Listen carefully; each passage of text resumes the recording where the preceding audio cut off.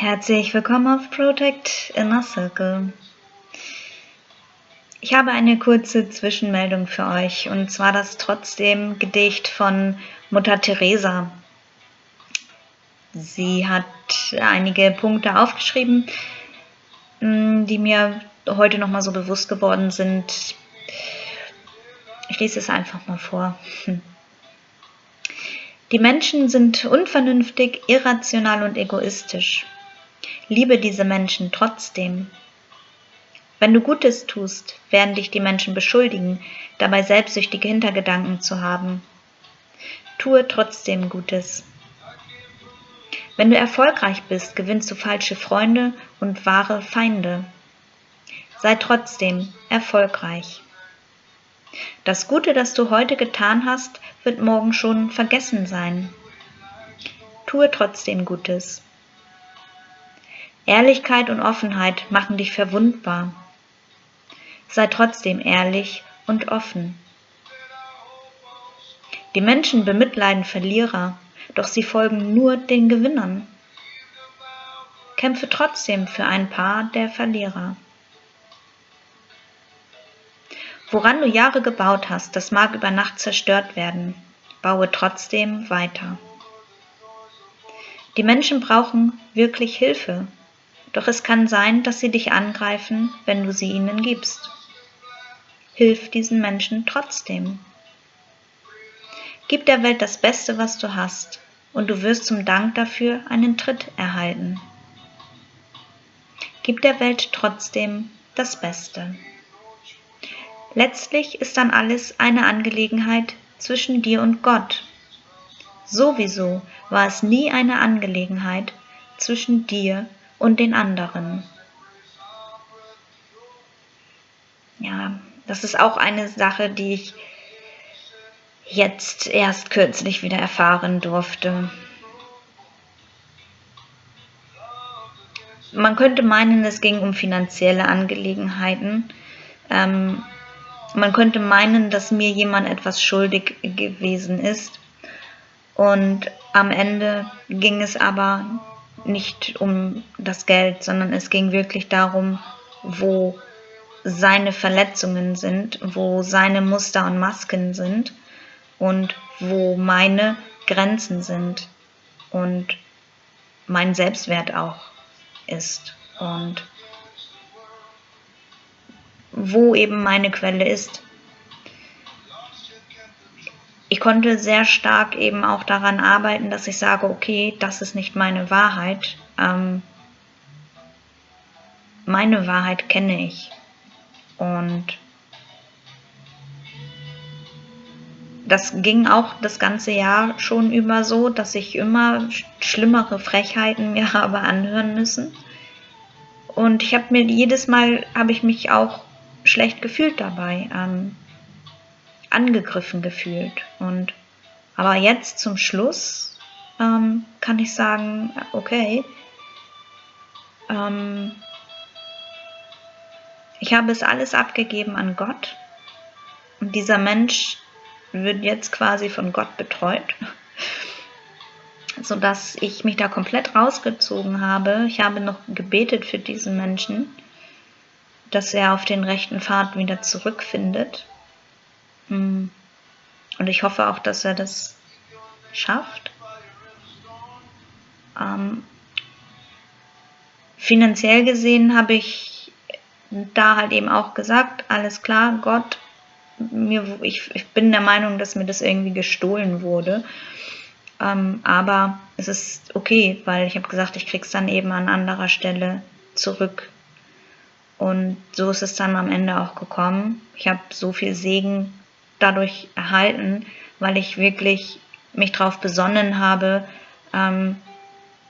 was ich in dieser Situation für mich lernen darf und wie ich eben auch dem anderen gegenüber mich verhalten sollte.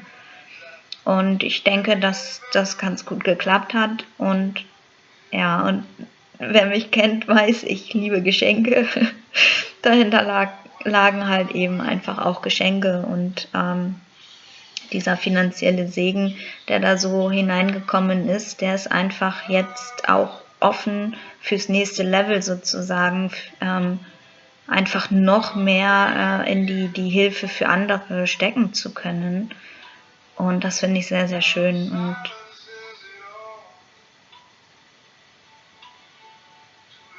ich habe wirklich über Nacht alles verloren. Nicht nur äußerlich, mein Haus, mein Zuhause, sondern auch innerlich. Wirklich alles verloren. Und ich dachte auch, dass mir die Liebe genommen wurde über Nacht. Aber festgestellt hatte ich ja schon im Laufe des Jahres, dass diese Liebe mir nicht genommen wurde. Nein, sie wurde mir gegeben.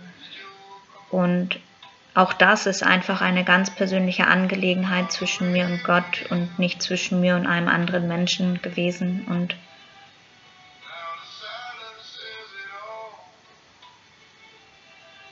auch in solch einer Situation zu wissen, irgendwann, wie man eben mit solchen Menschen auch umgeht oder vielleicht auch gar nicht mehr umgeht, sich selber zu sagen, okay, irgendwann kann man da einfach auch nicht mehr zum anderen Menschen hinabsteigen auf dieses Level. Irgendwann ist man einfach so abgelevelt, dass man wirklich nur die Hand reichen kann und sagen kann, nimmst du sie an oder nicht. Und wenn diese Menschen da bleiben wollen, ihre Herzmauern wieder hochfahren, Masken und Muster leben wie zuvor und sich nach wie vor diese Liebe oder den Frieden, egal was von außen halt, holen als Quelle sozusagen, das tut weh, diese Menschen dann so zu sehen, aber es ist, irgendwann ist das in Ordnung und ich bin im Moment wirklich so, dass ich sage, ich reiche dir eine Hand, du kannst sie annehmen und wenn diese Hand aber nicht auch genommen wird und aktiv dieser Schritt eben auch in diese Richtung gegangen wird, dann kann ich da einfach auch nicht mehr standhaft dahinter bleiben, weil einfach zu viele Hände es nötig haben, die Hilfe zu bekommen. Und auf dem Weg eben in den Erfolg ist es, schreibt sie ja auch hier, du gewinnst falsche Freunde und wahre Feinde. Das merke ich so im Kleinen, dass da eben hier und da schon so Spitzen kommen.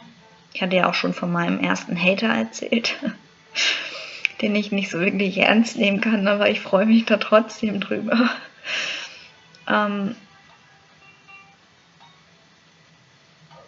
Nein, ich freue mich nicht darüber. Das ist wirklich ein Mensch gewesen, der ganz viele Verletzungen in sich trägt und der sieht es nicht, er weiß es nicht. Und sowas ist, ich finde es einfach nur traurig.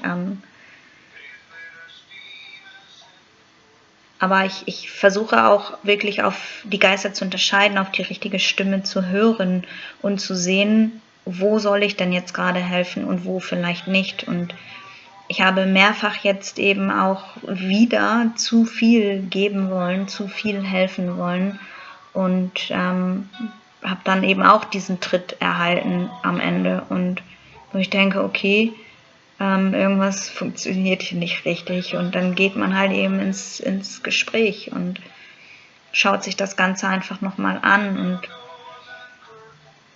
irgendwann kam halt jetzt im November der Punkt, wo ich gesagt habe, hey, ich habe mir so ein friedliches Umfeld und Leben geschaffen. Und wenn man dann halt eben wirklich nur noch mit friedlichen Menschen sich auch umgibt und da keine anderen Menschen irgendwie reinkommen, die einem etwas neiden oder sonst was, sondern mit dem man gemeinsam einfach Zukunft bauen kann, für die Kinder, für die nächste Generation auch. Wir können so weitermachen wie bisher, uns gegenseitig irgendwie zugrunde richten. Oder wir können sagen, ey, wir haben hier einen besseren Weg gefunden, einen schöneren Weg, wodurch die Kinder halt eben auch schon ganz anders aufwachsen Es hat überhaupt gar nichts mit Bullabü zu tun und mit rosarote Brille und friedliches Leben nur noch in Liebe. Nein, ganz und gar nicht. Aber in der Gemeinde, in der ich bin, sehe ich einfach trotzdem, auch wenn da zigfache Herausforderungen sind bei jedem Einzelnen von ihnen, sehe ich trotzdem heile Familien und auch Ehen. Und das ist einfach so das Schöne, dass jeder Ehepartner für sich eben seine Quelle in Gott sieht und man eben gefüllt aufeinander zugeht und gefüllt diese Beziehung einfach auch aufbauen kann. Und das dann im nächsten Schritt eben an die Kinder weiterzugeben, das ist wunderbar. Und es ist ja auch so, durch diese ganzen Generationen, Verletzungen, mag sein, dass da irgendwo Freimaurerei in der Ahnenlinie ist oder keine Ahnung, es vielleicht gestohlen wurde oder getötet wurde sogar. Wenn wir jetzt in den Zweiten Weltkrieg schauen, ich glaube, da ist hier besonders in Deutschland kaum einer, der da nicht irgendwo mit betroffen ist. Diese absoluten Verletzungen, die man durch über Generationen und Generationen eben weiterträgt, diese aufzulösen, damit die Kinder halt das eben nicht weiter vererbt bekommen, sondern damit man sie segnen kann, damit man als stabiler Vater dasteht und sagt, ey, ich stehe hier gestanden und ich kann meine Kinder segnen und meine Kinder werden ein segenreiches Leben haben mit einem Fundament, das man sich hier im Weltlichen nicht vorstellen kann. Ich dachte auch immer, wow, mir steht die Welt offen, ich habe ein Fundament, ich habe feste Säulen, Stabilität mir aufgebaut und aber auch diese Gedanken, wo man mir gesagt hat, oh, du träumst doch und so, und ich habe mir aber trotzdem diese Dinge aufgebaut und ich bin richtig gut damit gefahren. Ich habe zwar keine Millionen auf dem Konto geschaffen, aber ich habe trotzdem absoluten Erfolg gehabt in dem, was ich so für mich erreichen wollte, und ich habe absolute Freiheit gelebt in den letzten 20 Jahren, ja, seit 2008. Und als ich dann aber jetzt in die Heilung gegangen bin, habe ich ja eben auch diese geistige Welt erst so richtig kennengelernt. Und das ist einfach nochmal ein Fundament, das kann ich nicht in Worte fassen. Das muss man selber erleben, diese Freiheit eben auch, die dahinter steckt. Und ja, tue trotzdem Gutes, liebe trotzdem die Menschen, die egoistisch sind und irrational, und gib der Welt trotzdem das Beste. Das ist so meine Botschaft heute an euch, dass ihr für euch irgendwo den rechten Weg findet und im Kleinen, selbst wenn man nur auf der Tankstelle beim Bezahlen irgendwie dem einen oder anderen ein freundliches Lächeln schenkt. Bei solchen Kleinigkeiten fängt es ja schon an. Und wenn ihr da noch den Ruf für euch noch gar nicht gefunden habt, dann lohnt es sich auf jeden Fall dabei zu bleiben und eben dieses Leben, was im tiefsten Innern in euch steckt, einfach auch zu leben, einfach auch zu sein erstmal.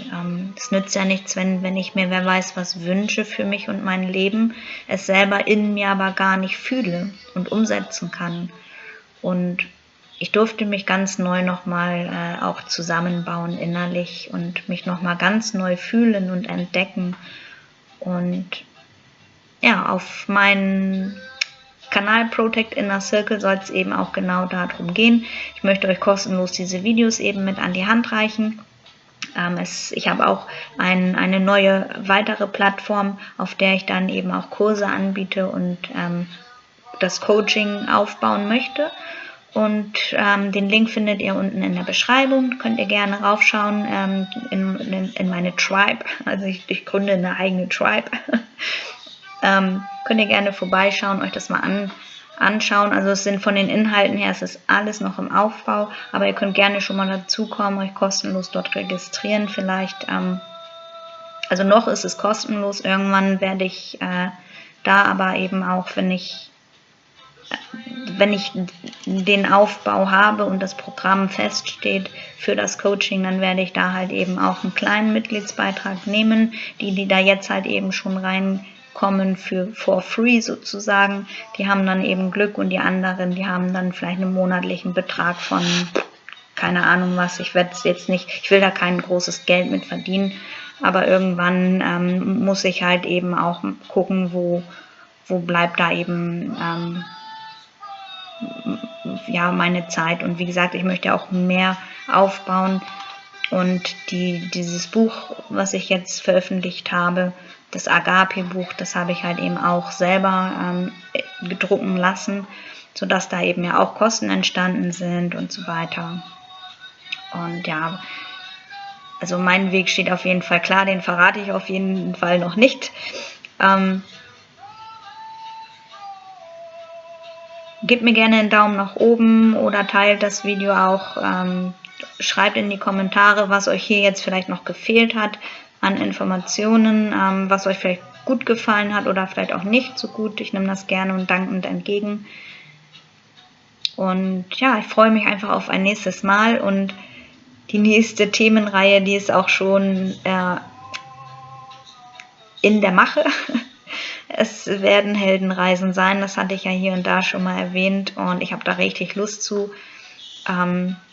Eins verrate ich schon, ich werde mit Ruth anfangen, weil das die absolut wundervollste Geschichte ist. Und die hat mich halt eben auch sehr, sehr viel begleitet.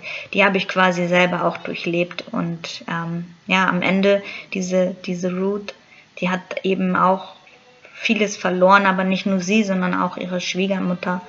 Und diese Ruth, die ist einfach wirklich im Vertrauen Gott gefolgt und hat dann ihren Boas eben kennengelernt, beziehungsweise er ist auf sie aufmerksam geworden.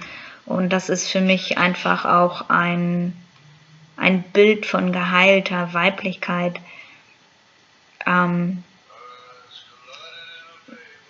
wo ich eben auch gerne dazu bereit bin, die Dinge, die ich dazu gelernt habe, bereits an euch weiterzugeben. Und das wird dann halt eben eher auf dieser anderen Plattform sein, wo man dann vielleicht auch mal ein PDF an die Hand gereicht bekommt. Oder eben auch die Gebetsmeditation, habe ich jetzt auch gehört, dass sie halt eben schon gewinnbringend gewesen sind. Und gerade auf diesem Heilungsweg, gerade wenn man Trauma aufbricht, da ist das Nervenkostüm ja auch so völlig angegriffen, und das hilft halt eben auch sehr. Es hat mir sehr geholfen. Und also Traumaheilung selber mache ich in der Form jetzt nicht, weil ich da überhaupt gar nicht für studiert bin, und das möchte ich auch von vornherein sagen, wenn da jemand wirklich mit absolut traumatischen Erlebnissen ist, dann rate ich da eher zu professioneller Hilfe. Aber ich kann zumindest Wege durch normales Trauma in Anführungsstrichen, wo man halt eben auch vielleicht schon ein bisschen weiter ist für sich selber, Wege aufzeigen, oder selbst wenn da was hochkommen sollte, würde ich auch immer an eben einen Traumatherapeuten eher verweisen. Ich habe auch noch eine zweite Stelle, wo man eben Trauma aufarbeitet.